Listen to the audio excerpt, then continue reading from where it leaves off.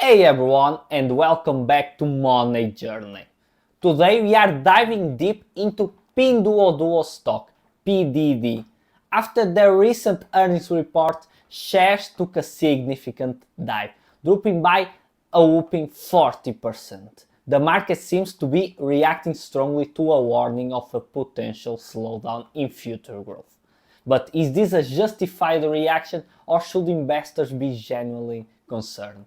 In this video, we'll talk about the recent news, recent performance, fundamentals, and valuations of Pinduoduo. Pinduoduo, the company who owns Temu, crashed after earnings. The stock price is down almost 40% since then. But was the report an earnings disaster? Let's look into it. Actually, it was not. Earnings per share grow by a lot. When you compare to expectation, it was a bit. It was 13.6% higher when you compare to expectation, but revenue was a slightly miss. Even though they are growing a lot, expectation were a little bit high, and they miss expectation by 2%. So is this an overreaction to this earnings report? Why took the stock price to go down by 40%?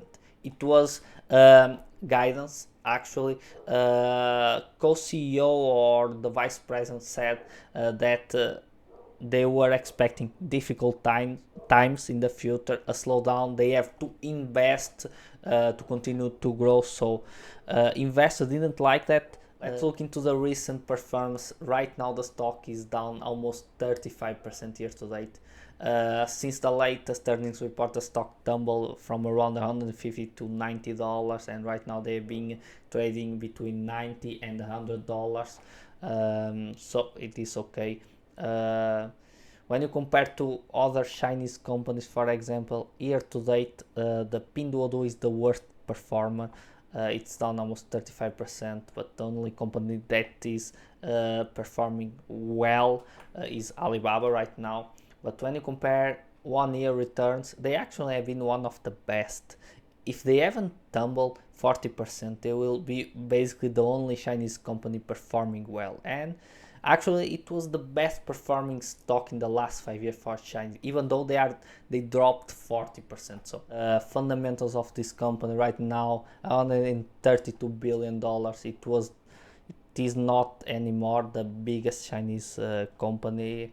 They have a market cap higher than Alibaba, but right now they have not. They are trading at a forward P of 6.6. For a company with this company, this looks absurd, but they have been growing around 80%, a really good growth. Gross margins really great, around 62%. Net margin of 29%. They cash in, and they have $40 billion in cash and short-term investments. It's absurd. They have a lot of cash. Their returns have been incredible. So this is a company with really great fundamentals. There are only one thing I don't like. So when you look into our checklist, for example, revenue growth, a big check, 80%. Bear in mind, let's talk about revenue. They've been growing in the last 5 years around 80%, but they are talking about a slowdown this year. But even though analysts are expecting for Pinduoduo to grow around 63% until the end of this year, and for next year around 28%.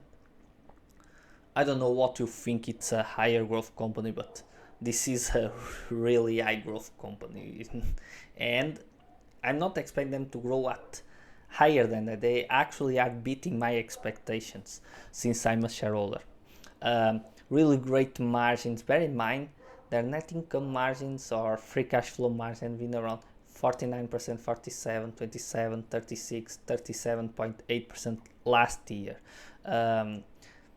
They are, when you look into revenue, is exploding. Then free cash flow is exploding as well. Gross margin is decreasing. This is something I don't like in this company, but this is really high margins. It's gonna be really difficult for Pinduoduo to sustain these margins. I'm expecting them to drop margins, but still very healthy margin. The returns on investment have been really great, but the shares outstanding, they have been issuing stock, so I don't like that. At these valuations, I would like to see Pinduoduo do what other Chinese companies are doing, that is taking advantage of low valuation and buying back stocks. Actually, when I look at Pinduoduo, this is almost the perfect stock. High growth, high margins, basically they have no debt, basically high returns on investment. For me, they have a lot of competitive advantage and a wide moat on China already. If they had not, they wouldn't have been able to grow at this pace and with so great margins. They have been free cash flow positive, they have very high margins and a lot of profit, and their balance sheet is really good, but they are not returning capital to the shareholders already. I understand why they are not doing that, because they want the cash to invest in their future, and they say they will do so. That's great. At these returns on investment, I would like them to invest their money into the company. So Timo was a huge success, and I'm hoping them to continue to invest at a really great returns. So that's a really good thing. And of course, they will not be doing a dividend. They are a growth company, but they could be buying back some shares, cheap shares. Right now, they are trading at.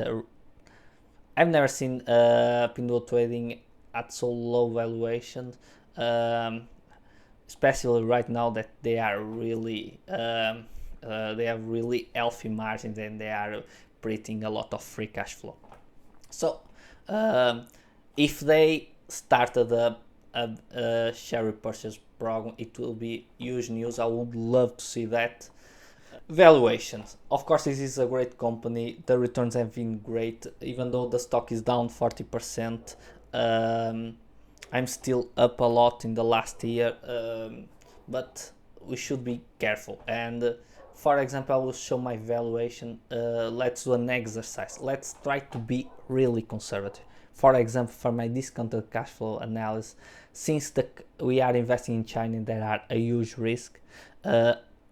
Even for a Chinese company, I do really believe there are a lot of risks in Pinduoduo when you compare to JD or Alibaba, that are more mature companies. A lot can happen to this company. So I put China and high risk company, and my discount rate for my base case will be around 15.5. Bear in mind, for a US company which is safe, for the intrinsic value, you want a 9% return around that. For my valuation on Pinduoduo, I'm putting for my base case a discount rate of 15.5, which is a huge margin of safety. When you talk to margins for my base case, I assume the 30% free cash flow margin. Bear in mind, they had margins of almost 50%. Even though they dropped last 2 years, margins was around 37-38%. I assume for the next 10 years 30%, which is a really conservative analysis. And about growth, I'm expecting them to grow around that analyst expectation this year, but until the year 5, 12%, and from there 80% until the 10 year, which is, they have been growing around 80%. They are expected to grow this year 60%. They are warning of a slowdown, but even with that slowdown, growing around 28%, and I'm assuming 12 and 8% growth for my base case. Since this is good margins, wide moat, I assume a 20p with a discount rate of that, but I always have a bull case and bear case into my analysis. So with this analysis, a very conservative analysis, I came with a final value of $167. Right now the stock is trading at 95. This is a margin of safety of around, they are trading at a 43% discount. This is basically, on my watch list, this is the most undervalued company, and this is a really great company. Even for a Chinese company, they are trading at a forward P of 6.6. I don't have words, so of course there are a lot of risks. Let's talk about Pinduoduo. They've been growing a lot, but it's the low end value. They don't add a lot of value in there. business, but they don't win. I have other videos talking about Pinduoduo. You should watch if you want to understand better this business. Pinduoduo doesn't make money with the sales. They don't take a rate from the sales. They basically make money with their platform who sells direct to consumer. I would say direct from the source, the manufacturers to the client. They just they are like a tech company. That's why they have such high margins. They are like a Google or a Meta. They make money from the advertising in their site. So that's why Pinduoduo is such a great company. They can have the better price for the consumer, which is a competitive advantage, and make money with advertising their site. And they basically have been having a huge success with their sales on China, on the Pinduoduo app and group sales. They basically have the lowest price in the world on the Temu. Europeans and Americans are buying a lot from Temu, and this looks incredible for a company like Temu to have this growth. So their competitive advantage and wide moat is really good, but it could not be sustainable. They will be facing a lot of competition from Alibaba and JD right now. They were winning the war against the e-commerce war against Alibaba and JD. That's why they were performing better than their peers. But right now, in the future, of course, they will have competition. Their margins will be probably they will go down, but still really great margin, really great company, and I really love. And right now, trading at a valuation so low. The only thing I don't like, they should be returning cash or their profit to the shareholders. I'm not saying them to do a dividend. Since they have plenty of cash in hand, they should be continuing to invest in their business, as they have said, but start buying back their shares, because at these valuations, this is insane. This will be really good for the shareholder if they are able to buy back like 5%, 10% of the company each year, like what is happening in Alibaba or JD, for example. So this is my take on Pinduoduo, a really great company, and right now trading at the cheapest as they have been in a long time. So this is my take on Pinduoduo. I hope you like it, and if you like it, please like and subscribe. See you next time.